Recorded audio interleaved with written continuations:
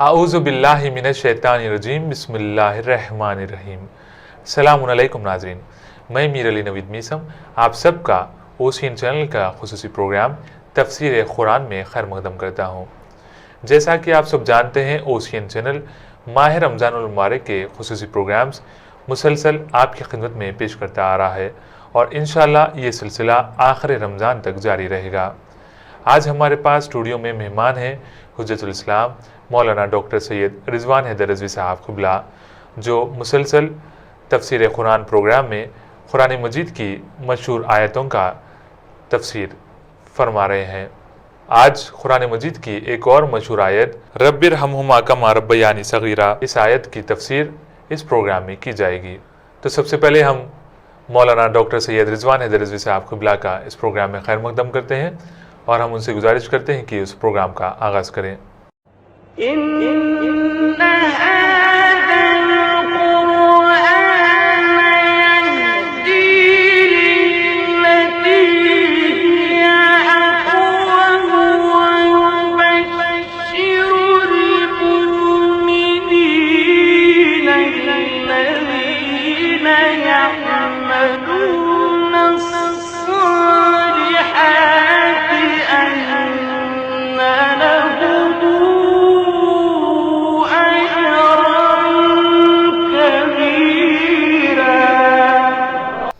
اعوذ باللہ من الشیطان الرجیم، بسم اللہ الرحمن الرحیم۔ رب اشرح لی صدری ویسر لی امری واحلل عقدۃ من لسانی یفقہوا قولی، اللہم انطقنی بالہدی والہمنی التقوی۔ ناظرین، آپ حضرات کی خدمت میں آج ہم پھر قرآن مجید کی ایک مشہور آیت لے کے حاضر ہیں، جسے عام طور سے لوگ نماز میں پڑھتے ہیں اور تقریباً ہر ایک کو یہ آیت یاد ہے۔ یہ ہے سورہ بنی اسرائیل یعنی سورہ اسرا کی آیت نمبر 24، جو ہم نماز میں عام طور سے قنوت میں پڑھتے ہیں بسم اللہ الرحمن الرحیم، رب ارحمہما کما ربیانی صغیرا۔ اس کا مطلب یہ ہے کہ خداوندہ تو ان دونوں پر یعنی میرے والدین کے اوپر اسی طرح رحم فرما جس طرح انہوں نے رحم کر کے میرے بچپنے میں میری تربیت کی۔ قرآن مجید کی یہ آیت دو آیت نمبر 23 اور 24 سورہ بنی اسرائیل کی، یہ کنٹینیو ہے، مسلسل ہے، لیکن یہ جملہ جو ہے وہ ہم نے اس جملے کو انتخاب کیا ہے کہ یہ جملہ عام طور سے لوگ اپنی نماز میں اور خاص طور سے قنوت میں اس کو پڑھتے ہیں۔ چنانچہ قرآن مجید کی سورہ بنی اسرائیل کی آیت نمبر 23 میں ارشاد ہوتا ہے وَقَضَىٰ رَبُّكَ أَلَّا تَعْبُدُوا إِلَّا إِيَّاهُ وَبِالْوَالِدَيْنِ إِحْسَانًا۔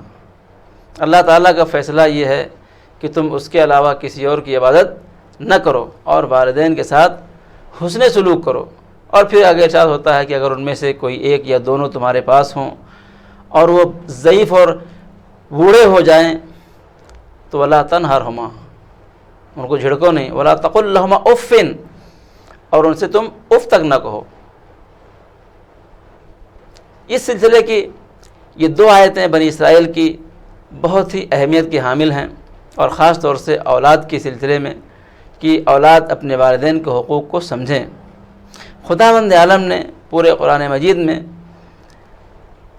کچھ الفاظ ان کو بہت کم استعمال کیا ہے،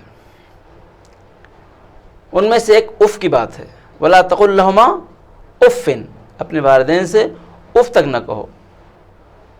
اور پھر کیا کہو وَاخْفِضْ لَهُمَا جَنَاحَ الذُّلِّ مِنَ الرَّحْمَةِ، اور ان کے سامنے اپنے شانوں کو، ذلت کے شانوں کو جھکا کے رکھو رحمت کے ساتھ۔ اور کیا کہو وَقُلْ رَبِّ ارْحَمْهُمَا كَمَا رَبَّيَانِي صَغِيرًا، اور دعا کرو۔ اللہ تعالیٰ اپنے والدین کے لیے دعا کرنے کا حکم دیتا ہے۔ ہمارے استاد کہتے ہیں اللہ ان کو سلامت رکھے، وہ فرماتے ہیں کہ اگر اللہ تعالیٰ دعا کو قبول نہ کرتا تو دعا کرنے کا حکم بھی نہیں دیتا تھا۔ اس کا مطلب یہ ہے کہ اگر اللہ کہہ رہا ہے کہ اپنے والدین کے لیے دعا کرو تو اللہ بچوں کی دعا کو اپنے والدین کے حق میں قبول کرنا چاہتا ہے۔ لہذا اولاد کا حق یہ ہے، دیکھیں حقوق ہمیشہ طرفینی ہوتے ہیں، کچھ حقوق والدین کے اوپر ہیں اور کچھ حقوق اولاد کے اوپر ہیں۔ والدین کا حق یہ ہے، والدین کے اوپر حق یہ ہے کہ وہ اولاد کی اچھی تربیت کریں، ان کا اچھا نام رکھیں اور انہیں قرآن اور دین کی حلال و حرام کی تعلیم دیں کہ اگر انہوں نے ایسا نہ کیا تو روز محشر وہ اپنی اولاد کے سامنے شرمندہ ہوں گے۔ آج بہت سے لوگ ہیں جو اپنی اولاد کی شکایت کرتے ہیں کہ مولانا بچے بات نہیں مانتے ہیں، بچے ہمارا کہنا نہیں سنتے ہیں۔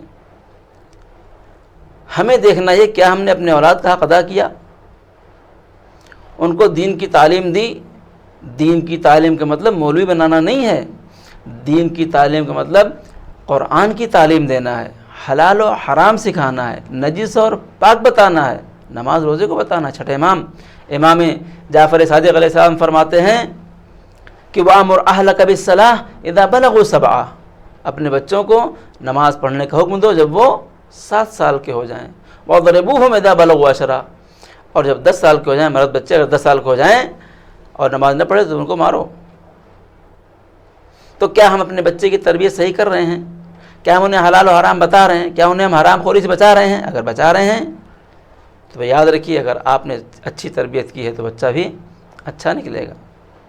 اور یہ بات مسئلہ الگ ہے، یہ موضوع الگ ہے کہ تربیت کیسی کی جائے، تربیت کی ذمہ داریاں کیا ہیں اور تربیت کب سے کب تک کی جائے، یہ الگ موضوع ہے۔ لیکن یہاں کے اوپر بچوں کے لیے حکم یہ ہے کہ وہ کیا کہیں؟ اپنے والدین کے لیے دعا کریں، رب ارحمہما کما ربیانی صغیرا۔ ہمیں چاہیے کہ اپنے والدین کے، چاہے وہ زندہ ہوں چاہے مردہ ہوں، ان کے لیے دعا کرتے رہیں۔ اور پھر میں کہتا ہوں کہ جہاں اللہ تعالیٰ نے دعا کرنے کا حکم دیا ہے، قل رب ارحمہما کما ربیانی، کہو کا مطلب کیا ہے؟ یعنی اللہ سے طلب کرو اپنے والدین کے لیے کہ اللہ ان کے پر رحم کرے، زندہ ہیں تب بھی اور مر گئے ہیں تب بھی۔ اور اسی آیت میں کیا ہے؟ وَخْفِضْ لَهُمَا جَنَاحَ الذُّلِّ مِنَ الرَّحْمَةِ، اور اپنے والدین کے ساتھ اپنے شانوں کو، ذلت کے شانوں کو جھکا کے رکھو۔ بچہ دیکھیے ہوتا ہے، زمانہ بدلتا ہے، 20 سال پہلے کے حالات اور تھے اور آج 20 سال کے بعد کے حالات اور ہیں۔ بہت کم فیملیاں ایسی ہوتی ہیں کہ جو رائل پھر رائل ہوں۔ عام طور سے ہوتا یہ ہے کہ انسان نیچے سے اٹھتا ہے اور ترقی کر کے آگے بڑھتا ہے۔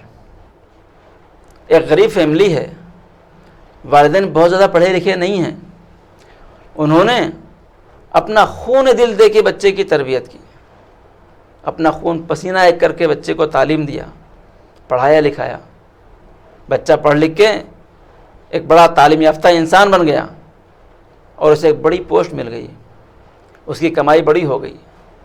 تو اب جب وہ بڑی کمائی والا ہو گیا، بڑی پوسٹ والا ہو گیا، IAS ہو گیا، PCS ہو گیا یا کوئی مینیجر ہو گیا، تو اب اس کا مطلب یہ نہیں ہے کہ وہ اپنے والدین کو کمتر سمجھے۔ اللہ تعالیٰ کیا فرماتا ہے؟ وَخْفِضْ لَهُمَا جَنَاحَ الذُّلِّ مِنَ الرَّحْمَةِ، ان کے سامنے رحمت کے ساتھ اپنے شانوں کو، ذلت کے شانوں کو جھکا کے رکھو کہ تمہارے وہ والدین ہیں، تمہارے ماں باپ ہیں، تم کسی منزل پر بھی ہو، تم کسی مقام پر بھی ہو، تمہارے پاس کتنا بھی پیسہ ہو، کتنی بھی دولت ہے، لیکن والدین تمہارے، ان کے سامنے تم کو جھک کے رہنا ہے۔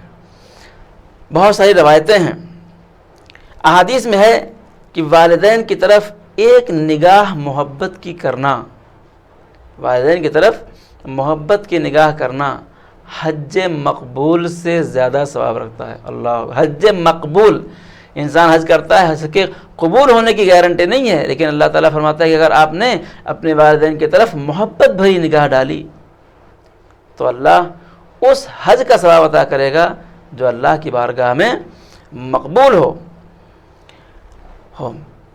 والدین کے ساتھ نیکی کرنے کی قرآن مجید وَبِالْوَالِدَيْنِ احسانا وَبِالْوَالِدَيْنِ احسانا، والدین کے ساتھ نیکی کرو، نیکی کرو، نیکی کرو، بہت مرتبہ آیا ہے، تاکید کی گئی ہے۔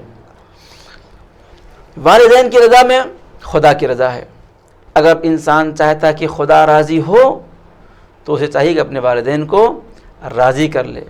روایتیں بہت ساری ہیں والدین کے ساتھ نیکی کرنا۔ دیکھیں کچھ چیزیں ایسی ہیں جو انسان کی عمر میں اضافہ کرتی ہیں اور کچھ چیزیں ایسی ہیں جو انسان کی عمر میں کمی کرتی ہیں۔ ایک پورا چیپٹر ہے، کم سے کم 20 منٹس کا ایک لیکچر ہے، کبھی انشاءاللہ وقت ملے تو اس کو عرض کریں گے۔ وہ چیزیں جو انسان کی عمر میں اضافہ کرتی ہیں، طول عمر کا باعث بنتی ہیں، ان میں سے ایک کیا ہے؟ ان میں سے ایک صلہ رحمی کرنا ہے، یعنی اپنے اعزاء و اقرباء کے ساتھ رابطہ کو رکھنا ہے، ان کا خیال کرنا ہے، اور دوسرے والدین کے ساتھ حسن سلوک ہے، اپنے والدین کے ساتھ اچھا سلوک کرنا ہے۔ لہذا اگر انسان چاہتا ہے کہ انسان کی عمر طولانی ہو تو اپنے والدین کے ساتھ اچھا برتاؤ کرے۔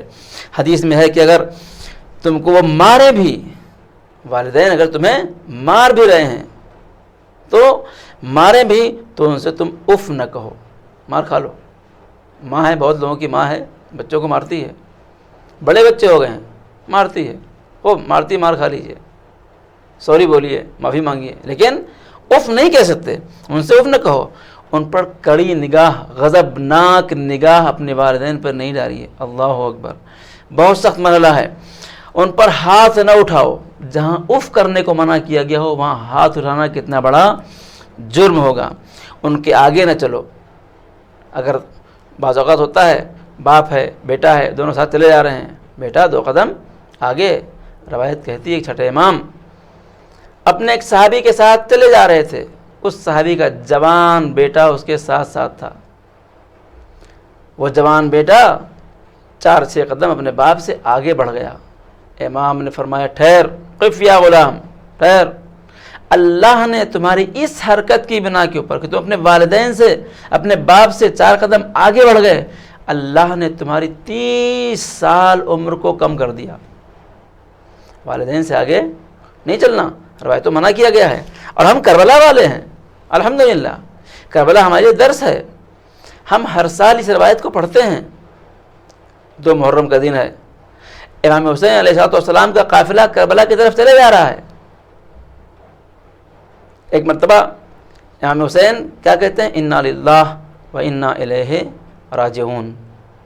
جناب علی اکبر نے اپنے گھوڑے کو ایڑ دیا اور بڑھ کے آگے آئے اور آ کے پوچھا بابا انا للہ پڑھنے کی وجہ کیا ہے؟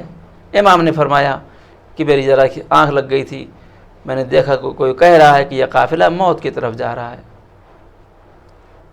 یہ ایک بہت بڑا درس ہے کہ جناب علی اکبر امام حسین سے پیچھے پیچھے چلے، والد سے اپنے پیچھے اپنے والد کے بازو بھی نہیں کہ ادھر امام حسین کا گھوڑا ہے بازو میں جناب علی اکبر گھوڑا ہو، نہیں، علی اکبر علیہ السلام کا گھوڑا امام کے گھوڑے سے پیچھے۔ یہ خاندان نبوت کے لوگ ہیں، یہ خاندان عصمت و طہارت کے لوگ ہیں۔ یہاں قرآن پہ عمل ہوتا ہے، یہاں احادیث عملی ہے۔ لہذا اگر ہمیں چاہیے، ہم چاہتے ہیں کہ اپنی زندگی کو اہل بیت جیسی زندگی بنائیں۔ زیارت عاشورہ پڑھتے ہیں نہیں؟ زیارت عاشورہ میں کیا پڑھتے ہیں؟ زیارت عاشورہ میں پڑھتے ہیں اللہم اجعل محیایا محیا محمد و آل محمد و مماتی ممات محمد و آل محمد۔ ہماری زندگی کو اہل بیت کی زندگی قرار دے۔ اگر ہم چاہتے ہیں کہ ہماری زندگی اہل بیت کی زندگی ہو تو ان مواقع کو غور سے دیکھیں، بچے بھی اور بڑے بھی۔ لہذا حکم ہے، روایت میں حکم ہے کہ ان کی طرف نہ کڑی نگاہ کریں نہ ان سے آگے چلیں۔ ان سے کہیں گئے ہیں تو والدین سے پہلے نہیں بیٹھ جانا، ٹھیک، وہ کھڑے رہیں، جب وہ بیٹھ جائیں تب بیٹھنا، ان کا نام لے کر نہیں بلانا۔ اور ایک خاص بات یہ ہے، روایت کے جملے یہ ہیں کہ ایسا کام نہیں کرنا کہ جس سے لوگ تمہارے والدین کو برا کہیں کس کی اولاد ہے یہ۔ بہت موقع کے اوپر ہم ایسی باتیں کرتے ہیں، ایسے کام کرتے ہیں کہ جس کی وجہ سے لوگ ہمارے والدین کو برا کہتے ہیں۔ لہذا ہمیں ایسے کام کرنے سے پرہیز کرنا چاہیے کہ جس سے ہمارے والدین کو کوئی برا کہے۔ لہذا امام فرماتے ہیں کہ ایسا کام نہ کرو جس سے تمہارے والدین کو کوئی برا کہے۔ ایک شخص ہے اپنی ماں کو اپنی دوش پہ اٹھائے پھر رہا ہے اور خانہ کعبہ کا طواف کر رہا ہے۔ اسی اثنا میں اس کی نگاہ پیغمبر اسلام صلی اللہ علیہ وآلہ وسلم پر پڑی۔ وہ آتا ہے ماں کو لیے رادے دوش کے پر اور آ کے فرماتا ہے، پوچھتا ہے یا رسول اللہ کیا میں نے اپنی ماں کا حق ادا کر دیا؟ رسول نے اس کو دیکھا، مسکرائے اور آپ نے جواب دیا کہ تیری ماں نے تیری ولادت کے وقت جو ایک آہ بھری تھی تو نے اس کی ایک آہ کا بھی بدلہ ابھی تک ادا نہیں کیا ہے۔ والدین بہت بڑی چیز ہیں۔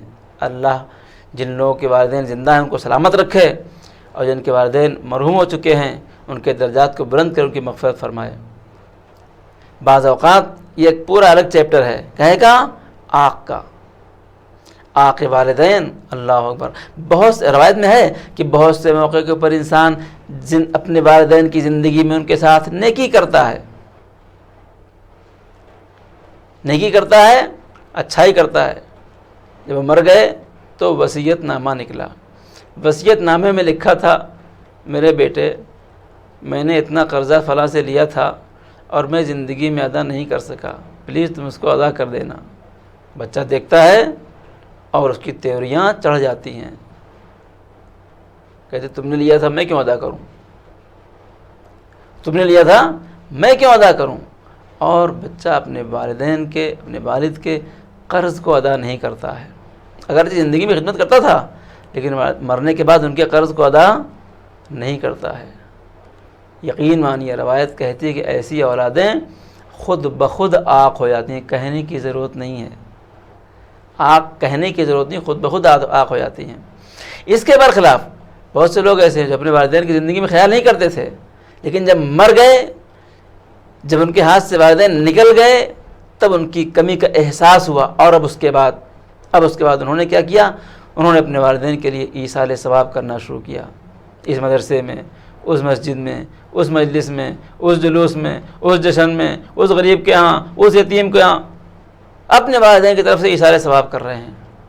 روایت کا جملہ یہ ہے کہ اگر والدین کے مر جانے کے بعد، ممکن ہے زندگی میں والدین نے اس کو آق کر دیا اور نہیں بھی کیا ہو، اگر والدین کے مرنے کے بعد بھی انسان ان کے لیے نیکیاں کرتا ہے تو خود بخود والدین ان سے خوش ہوتے ہیں اور اس کے لیے دعا کرتے ہیں، اور انسان آق جو اس کا ختم ہو جاتا ہے۔ میں ایک روایت نقل کر دوں، اپنی بات کو آگے بڑھاتا ہوں۔ آق معلوم کیا ہے؟ آق روایت کے جملے یہ ہیں کہ جنت ایک ایسی چیز ہے کہ جس کی خوشبو ایک تیز رفتار گھوڑا 500 سال نان اسٹاپ دوڑے تو جتنی دور وہ گھوڑا جائے گا اتنی دور سے جنت کی خوشبو محسوس ہوگی۔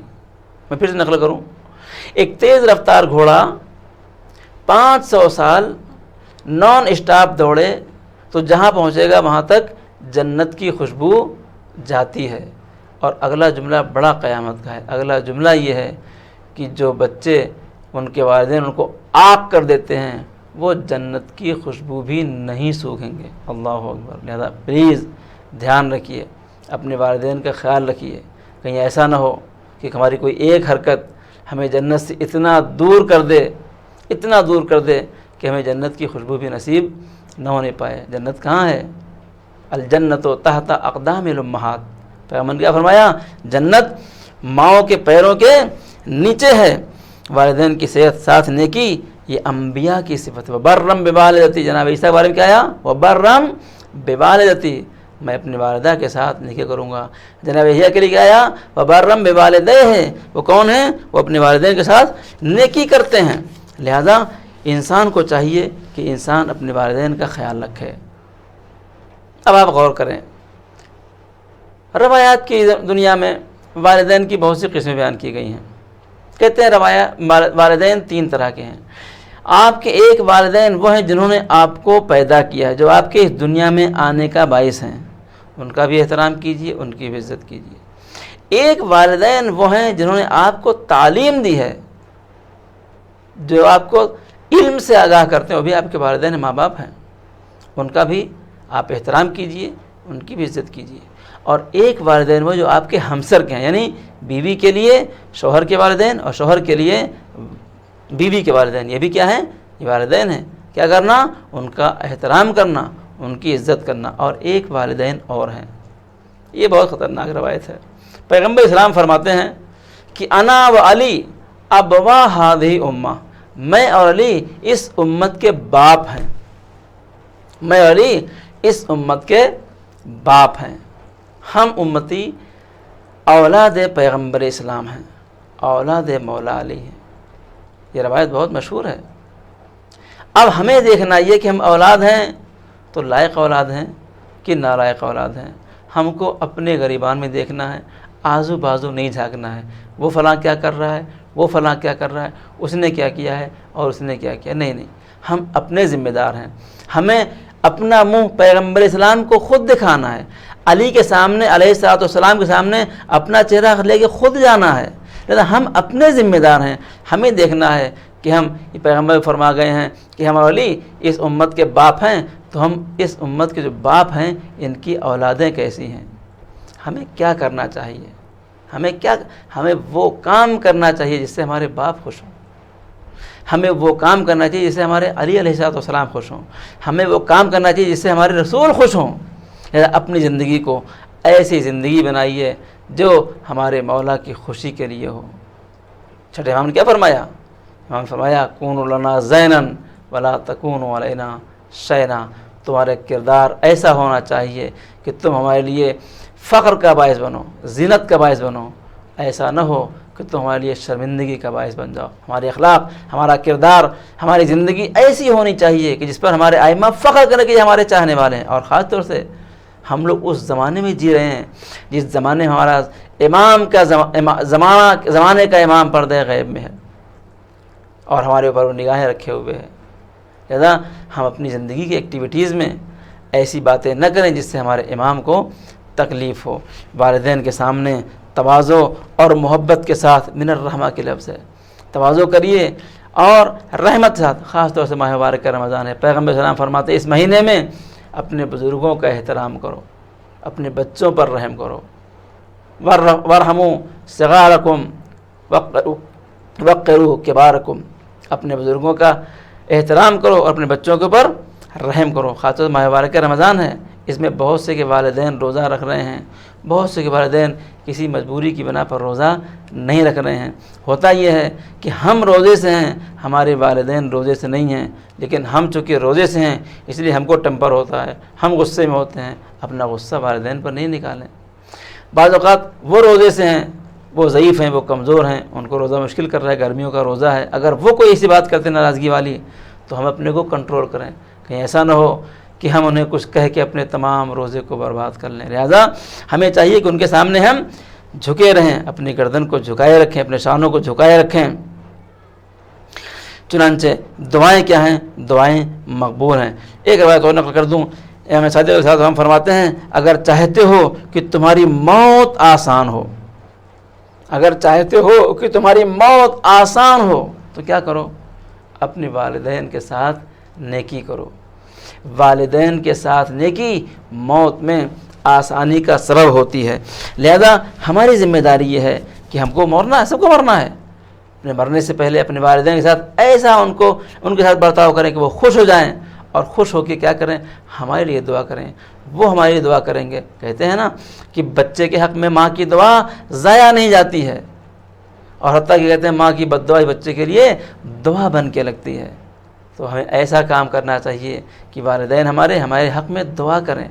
और याद रखिए जो भी कामयाब इंसान है उसकी कामयाबी के पीछे उसकी माँ की दुआ है, उसके वालिदैन की दुआ है। पैगम्बर इस्लाम एक ज़माने के बाद मक्के से बाहर मदीने की तरफ गालिबन चले जा रहे थे, तो रास्ते में आपकी वालिदा की कब्र पड़ी। पैगम्बर उतर गए, अपनी माँ की कब्र से लिपट के रोए। ज़माना हो गया था, लेकिन नहीं, माँ की कब्र से लिपट के रोए। एक शख्स आता है पैगम्बर इस्लाम के पास और फरमाता और कहता है या रसूलल्लाह मेरी कुछ मुश्किलात हैं, मैं क्या करूं? कहा जाओ जाके अपने वालिदैन की खिदमत करो। तो पूछा या रसूलल्लाह मेरी माँ तो नहीं है। कहा जाओ जाके अपने बाप की खिदमत करो, अपने बाप की खिदमत करो। जब वो चला गया तो रसूल इस्लाम ने अपने असहाब से फरमाया कि अगर इसकी माँ ज़िंदा होती तो इसकी मुराद और जल्दी पूरी होती थी। अल्लाह अकबर। छठे इमाम के पास एक शख्स आता है, बसरे से आता है, और आके अर्ज़ करता है आका, मदीने आता है, कहता है आका मैं मुसलमान हो गया हूँ, लेकिन मेरे वालिदैन ईसाई हैं, वो कमज़ोर हैं, ज़ईफ़ हैं, बूढ़े हो गए, मेरी माँ तो नाबीना हो गई है और मेरे अलावा उनके पास और कोई नहीं है, मैं लिहाजा उनके साथ रहने पर मजबूर हूँ, तो मैं क्या करूँ?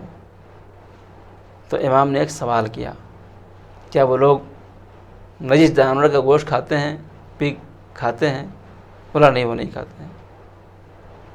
امام نے فرمایا اگر وہ نہیں کھاتے ہیں اور اس سے ان کا کوئی سروکار نہیں ہے تو جاؤ اور جا کے اپنے والدین کی خدمت کرو۔ یہ آتا ہے بصرہ اور آ کے اپنے والدین کی خدمت میں مشغول ہو جاتا ہے۔ والدین اس کو بدلا پاتے ہیں، کہتے ہیں بیٹا تم کیوں بدلے نظر آتے ہو؟ تو وہ کہتا ہے ہمارے امام زمانہ نے، یہ لفظ روایت میں لکھے ہوئے ہیں، ہمارے امام زمانہ نے کہا کہ جا کے اپنے والدین کی خدمت کرو۔ اللہ اکبر! جب انسان کو اتنا اپنے امام زمانہ کا خیال ہو جائے کہ ہمارے امام زمانہ ہم سے چاہتے کیا ہیں، تو خود مسلمان نہیں، وہ خود ایمان کے بلند درجے پر فائز ہوتا ہے اور لوگوں کو ایمان کی طرف لے آتا ہے اس کے اس برتاؤ سے۔ اس کے والدین پوچھتے ہیں کیا تم جس مذہب پہ ہو تمہارے وہ نبی ہیں؟ بولے وہ نبی نہیں ہیں، وہ نبی کے جانشین ہیں، اور یہ سن کے وہ لوگ مسلمان ہو جاتے ہیں۔ لہذا والدین کی خدمت بہت بڑی چیز ہے۔ اے عزیز، جس کے والدین ہیں ان کی خدمت کر لیجئے، کل کو پھر نہیں ملیں گے تو بڑا موقع۔ پیغمبر اسلام ہیں، میں ایک روایت نقل کر دوں، پیغمبر اسلام ہیں اور مسجد نبوی ہے، ممبر پہ جا رہے ہیں، ایک زینے پہ قدم رکھتے ہیں اور کہتے ہیں آمین آمین آمین۔ جب بیٹھ گئے تو اصحاب نے پوچھا یا رسول اللہ آپ نے 3 مرتبہ آمین کیوں کہا؟ رسول نے فرمایا جب میں پہلے زینے پہ میں نے قدم رکھا تو جبریل آئے اور آگے کہا کہ یا رسول اللہ جس کے سامنے آپ کا نام لیا جائے اور وہ آپ پر درود نہ بھیجے اس کی ناک اللہ زمین پہ رگڑ دے۔ میں نے کہا آمین۔